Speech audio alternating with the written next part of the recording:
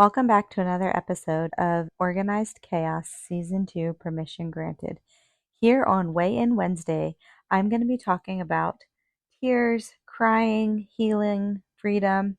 This last couple days have been super interesting, so I have 3 different stories, and I really hope you listen all the way through because I know that it's a powerful episode. So enjoy. So, this has been an interesting week because I have cried at least twice, and then I have held space for 3 people to cry. And that's not my normal. I don't just like, hey, who needs to cry? Come cry on my shoulder kind of thing. So I found that super interesting. So the other night, it's around 8 o'clock and it's summertime and, it's still sunlight out. So I was like, okay, it's time to go take a walk. So I go outside and I do my walk thing. And then on the way back, I'm looking down at my phone. And then all of a sudden, I like hear like a car kind of like just going really fast. And so it like turned around really fast. And the next thing I know, there's like someone who's out of the car and it's like yelling at that person. And then the car like zooms away. And it's this girl and she's like a teenager. And then she's like kind of just walking in my direction, but she doesn't want to cross me on the sidewalk. So she kind of starts like crossing the street. And I'm like, hey, are you okay? And she's like, no. And I'm like, come here right now. And then she crosses the street again and comes to where I am. And I like just give her a hug. And I'm like, breathe. It's going to be okay. Whatever happened, you're going to be okay. It's all right. And I'm just like giving her a hug. And she just starts bawling and she's crying and crying and crying. And like, take a deep breath. It's okay. You're safe here. You can cry. And we're staying there for at least like a minute. And then I'm like, what happened? And he just goes, I got in a fight with my boyfriend and blah, blah, blah, blah. And I was just screaming at him, like, I wanted to get out of the car. And then he finally like let me out of the car. And I was like, okay, well, I can call you an Uber or give you a ride home, like whatever you feel safe with. Like, but prior to that, I was like, so she was crying and then she told me what was up. And then I said, do you have someone who can pick you up? Like, where are you going? How can I help you kind of thing? And she's like, I just want to go home. I just want to go home. I'm like, okay, well, is it safe? Like, I can give you a ride or call you an Uber. Like, what do you need right now? And she's like, I just want to go to my grandma's house.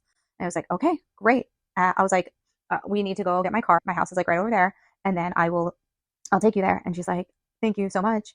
And then, so then we're like walking. And then like this other lady that didn't see any of this, she's like walking her dog and she's like, oh my gosh, I love your shoes. And she was talking about like my bright orange Nike shoes. And we like had a conversation with her. And then we went to my house and then, I basically just she's like, your house is so nice. I was like, oh well, thank you. And then she's like, go see my grandma's place. It's just a trailer. It's not even like that nice. I was like, it doesn't matter. Like the point is you have somewhere safe to go. And then she got in the car and then it was only about like 8 minutes away from our house. So took her to her grandma's house and her grandma was actually in the shower. So she was able to go inside and feel safe. But like when I was leaving, she was just like, oh, actually, no, this was cool. So we pull up into the driveway and she's like, oh, that's my dad's van and my grandma's car. And I go, oh, that's my birthday, 922. So on the back of the van was my birthday number, September 22nd. And she's like, oh my gosh, an angel number. Like, I so like believe in angel numbers. I was like, me too. That's awesome. And then her, I guess it was her, yeah, I assume it was her dad or her uncle. I actually don't know. But he had answered the door and she went in and I was like, hey, like, take care of yourself. Like you deserve the best in life and nobody deserves to go through what you went through. And I hope that you can make better choices and break up with him and stuff like that. But I had said all of that before we made it to the grandma's house. So just like encouraging her and like reminding her that like she's valuable and she matters and nobody should ever yell and scream or do XYZ.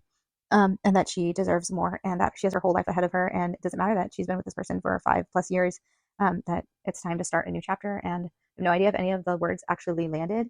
When I was saying goodbye after dropping her off at her grandma, she's like, you seriously are an angel. Like you have no idea how much this means to me. And I just hope that all your dreams and all your wishes come true. And I was like, in my head, I'm like, that is like the nicest thing anyone has ever said. Like to have that much thought and love and care for someone after she had just been through this traumatic event. And then to be able just to like kind of like spit that out when I was leaving, I was like, wow, I was like, thank you. You as well. Like you deserve all the good things life has to offer you. And with that being said, like you never know what people are going through and you never know how life is going to turn out in like, I don't know, I'm basically saying like, wherever you go, be kind to people. And if you can help someone, take the 2 minutes and ask them, hey, what's up? How are you doing? What can I do for you? Can I give you a ride? Are you safe? Like I could have done absolutely nothing. I could have just seen the situation and let her walk by and like, oh, that's sad. She's crying, but no, like you need to realize that God will put you in situations where you get to step up and be love and light to the people around you, to complete strangers, to be that angel for someone. So pay attention, get off your phone and notice the world around you because there are people all around you that need your love, your light, your inspiration. And I just hope that I end up running into her in like a year or 2 or 5 years and that her life is completely changed and transformed for the better. And I like am so excited to see that hopefully she made a better choice and like completely like done with this dude and realize that how valuable and special she is and that she deserves a life beyond her wildest dreams and imagination, as we all do. All right, so there's my story. The other experience that I had was I was somewhere and I saw one of my friend's kids and I was like, hey, how are you?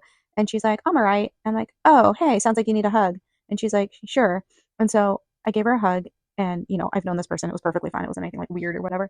And she starts crying. And I'm like, oh, like, what's up? What's going on? She's like, I'm just emotional and I have a lot going on with XYZ and blah blah blah blah. And that's all it takes. Like when you see someone and you ask them what's up and they're honest with their answer, that's always a time to say, "Hey, would you like a hug?" And go in for that hug because you never know what you're going to unlock by actually seeing that person for human. We shouldn't always go around like, "Yeah, hey, I'm fine, I'm great." Like I'm definitely guilty of that. But every now and then if someone's like, "Hey, like I'm actually not okay." And just ask if they need a hug. If they choose to cry, great. If they don't, great. It doesn't matter. The point is that you were there for them and you gave them a hug and that little small gesture, you have no idea, but that could potentially make their entire day. And then the second time was my my mom was leaving because she's been here and my stepdad have been here for the past like week and a half or so, and it's been great having them here and it's been so supportive and loving and great. And then when she was leaving, we were of course both hugging and crying, and she reminds me like, hey, like Shabana, you are so tough, you're so brave, you're so amazing, you're doing a great job, and to be there and receive that, I just said like I know, and it's hard because it is hard being a mom. I mean, I'm so thankful I have my husband to support me and the kids and our crazy schedule and stuff, but it is hard being away from supportive family. And I've said this many times, but my family's all on the East Coast. And so the last time my mom and stepdad came out to visit was prior to COVID. So they haven't been out here in like, what, 7+ years or something like that.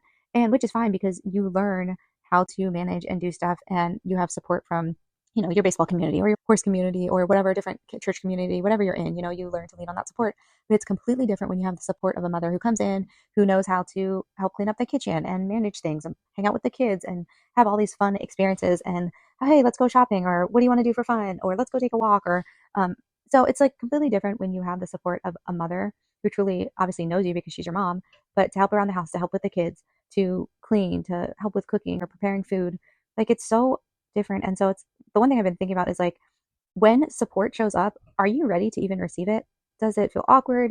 Do you just say, "Oh no, I got it," and like you don't ask for help at all? Like for this week and a half when they were here, I was like, "Oh yeah, could you help with this or could you do this?" At first, it was like a little awkward because I'm not used to having support in my house like that, or like it's getting like pulling teeth from the kids of like, "Could you please unload the dishwasher? Could you please do this or whatever?"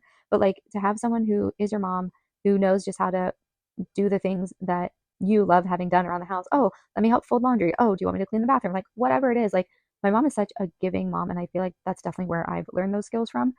Um, but then to have that support leave and think like, oh my gosh, now I have to do everything like not by myself because my husband definitely helps out.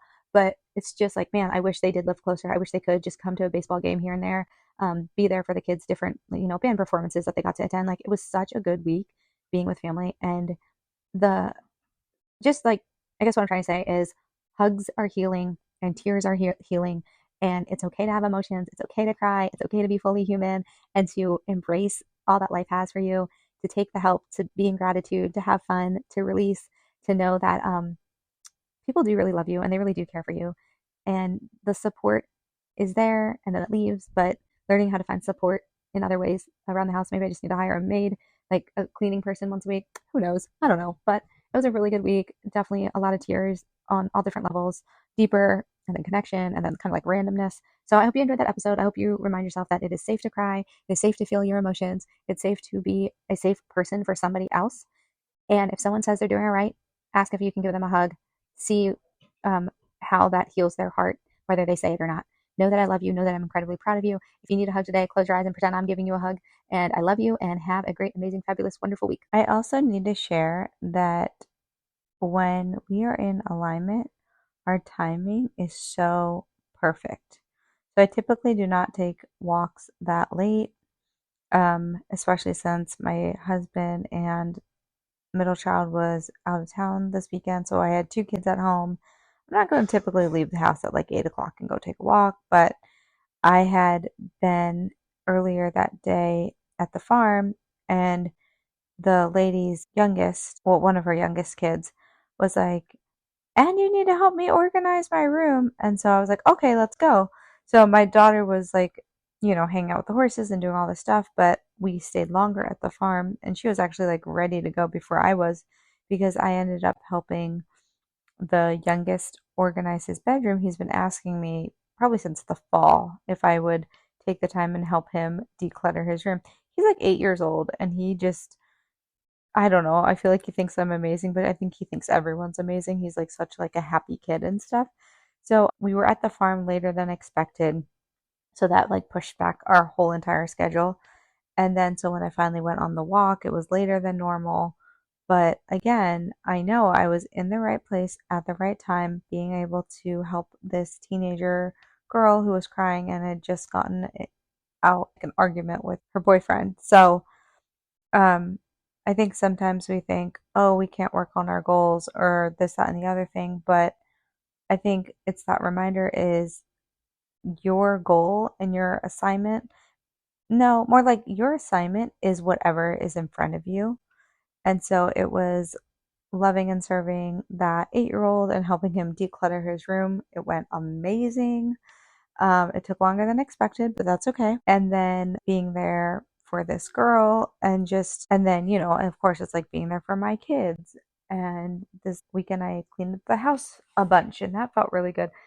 My point is your assignment is whatever's in front of you, whether that's a human or an animal or just yourself and a cup of coffee and you're taking care of yourself and you're taking time to meditate or journal. Or maybe it's just your cat. Maybe your cat just needs some extra love. Our cat the other night was like, I went to bed like way early. I went to bed at like 10:30 last night, and the cat was like so happy that he got to like snuggle and be with me, and it was like the cutest thing. So, this is your reminder that whatever's in front of you, that's your assignment to be present and be fully engaged because, again, you never know the life you're going to transform by being fully present.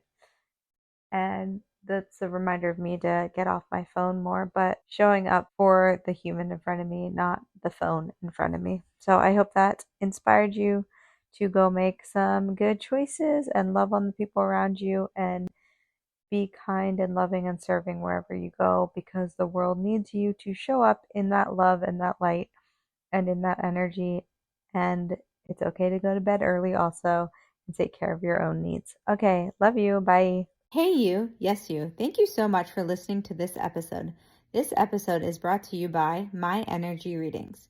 Energy readings are one-on-one private Zoom sessions where I tap into your energy field and deliver exactly what your soul needs to hear. Scroll down to the bottom of my show notes to book your energy reading today or just send me a DM.